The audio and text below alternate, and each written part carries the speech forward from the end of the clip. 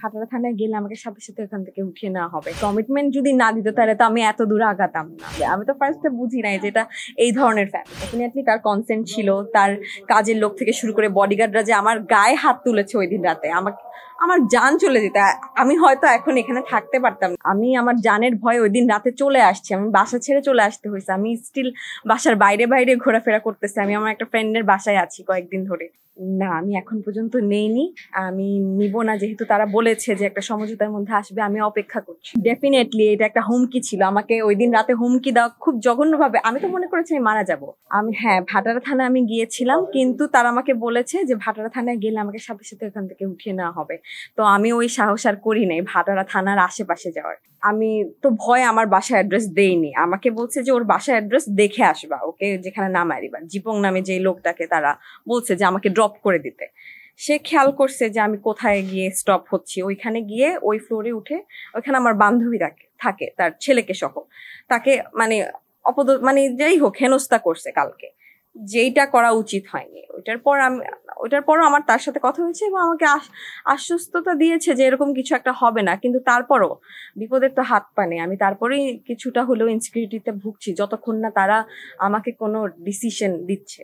আমি ডেফিনেটলি মিডিয়াতে আসছি এজন্য যে আমি মুনিয়ার মতো বা অন্য টাইপের কোনো সিচুয়েশন যাতে না হয়। আমি মারা যাওয়ার পর যাতে আপনারা নিউজ না করতে পারেন, তার আগে আমি আপনাদের কাছে হেল্প চেয়েছি এবং ইতিমধ্যে আপনারা যথেষ্ট হেল্প করেছেন। আমি যেভাবে লুকিয়ে লুকিয়ে একদিন ছিলাম আর আমার জীবন চলে যেত, I am very very grateful towards you. Plus হচ্ছে প্রেস ডাকার একটাই কারণ যে মানুষ যাতে জানে সব জায়গায়, কজ এটা তো শুধু লাইভে এসেছে, কোনো চ্যানেলে তো আসেনি। এরপর থেকে যাতে আমার একটাই ইচ্ছা যে আমি এটা ন্যায্য অধিকার পাই, আমাকে যাতে এই বিষয়টা যাতে পুরাটা লিগালাইজ করা হয়। তখন সিচুয়েশন অনেক বেটার ছিল। আর আস্তে আস্তে আমি তার চরিত্রে সমস্যা, এক এক সময় এক একটা মেয়ে লাগবে, এই টাইপের জিনিস যখন আমি দেখতে পাই তখন সিচুয়েশন গুলা খারাপের দিকে যাচ্ছিল। এই ব্যাপারগুলা আমি কিভাবে বুঝলাম, আমি ম্যাক্সিমাম টাইমে ভিডিও কলে কথা বলতাম।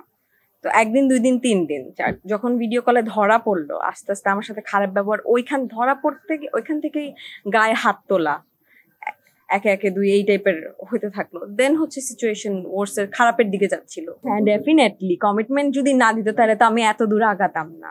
কমিটমেন্ট যদি না দিত তাহলে তো আমি এত সাহস পেতাম না। আমি যেহেতু প্রেগনেন্ট হয়ে গেছিলাম পরে, যে ঠিক আছে আমি এটা বিয়ে করবো বা সামনে সবকিছু ঠিকঠাক হয়ে যাবে, তুমি কাউকে জানাবা না বা জাস্ট কিপ ইট প্রাইভেট, যেটা বলে অ্যাকচুয়ালি মানুষজন, keep it secret so that or family জানতে না পারে। আমি তো এটা দেখি না এই ধরনের ফ্যামিলি। উনি তো লাস্টে এসে আমাকে বুঝাই দিল যে এইটা এই ধরনের ফ্যামিলি।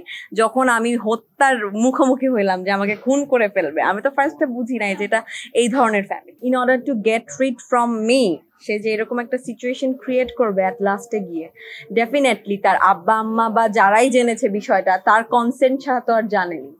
ডেফিনেটলি তার কনসেন্ট ছিল, তার কাজের লোক থেকে শুরু করে বডিগার্ডরা যে আমার গায়ে হাত তুলেছে ওই দিন রাতে, আমার জান চলে যেত।